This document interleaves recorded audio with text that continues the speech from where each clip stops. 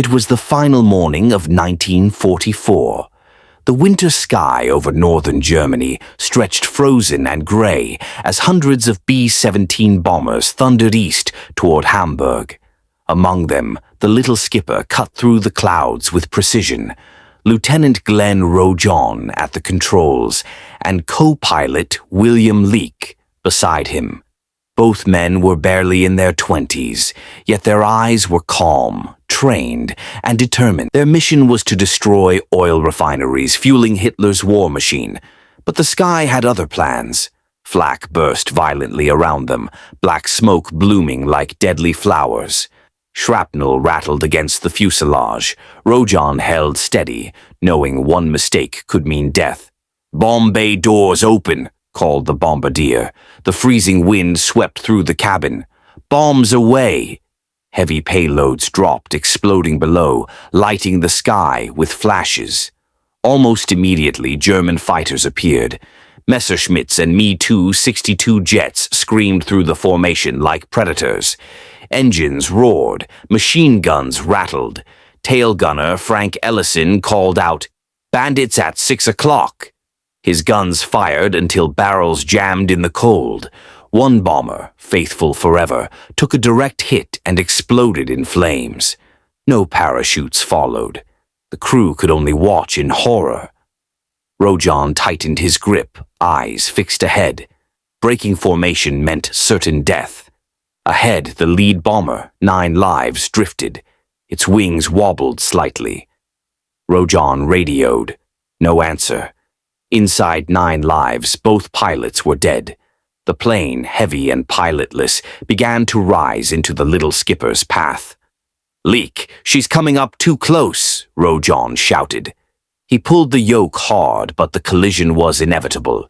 Metal screamed against metal, wings tore, engines roared, and the 2 bombers locked together, spinning downward as one monstrous burning wreck. Inside the cockpit, alarms blared, smoke filled the cabin. "Hold her steady," Rojohn shouted. Flames crept along the wings, fuel leaking like fire. In the lower turret, gunner Joe Russo was trapped upside down. His voice trembled through the intercom. "Tell my mother I love her. Hail Mary, full of grace." Leek quietly removed his headset, letting Russo finish his prayer. Rojohn pulled again, desperate. The fused planes responded sluggishly as one. "Bill, we can't jump yet. We head for land," Leek nodded. Together they forced the bombers toward the German coast, sweat and smoke stinging their eyes. Below, German soldiers froze. 2 bombers, locked together and burning, still flying. An officer yelled, "Stop firing!" They're already doomed. Meanwhile, the rear crew fought to free Russo, but the turret wouldn't budge. Flames inched closer. One by one, the others bailed out. Only Rojohn and Leek remained. "Bill, jump now," Rojohn shouted. Leek shook his head. "I'm staying, Glenn." The ground rose fast. They shouted together, "Deliver us from evil." Impact was catastrophic. 9 lives exploded, vaulting the little skipper briefly into the air before it slammed down, tearing through a barn and finally skidding to a stop.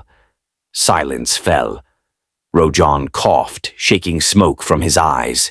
Leek emerged from the wreckage beside him. Flames roared. Leek reached for a cigarette, but a German soldier shoved him back. "Don't light it. The fuel will explode." Miraculously, 6 men survived from the little skipper, and 4 from 9 lives.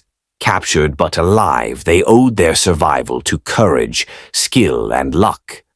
Rojohn, later awarded the Distinguished Flying Cross, always said, "I owe my life to my co-pilot, Bill Leek." The wreckage of the 2 bombers became a permanent testament to bravery. In that frozen sky over northern Germany, amidst fire, flak, and chaos, 2 men proved that courage, loyalty, and skill could defy even the harshest odds. 2 planes, 1 miraculous flight, and in the hearts of those who witnessed it, a story that would never be forgotten. Deep, real heroes never die.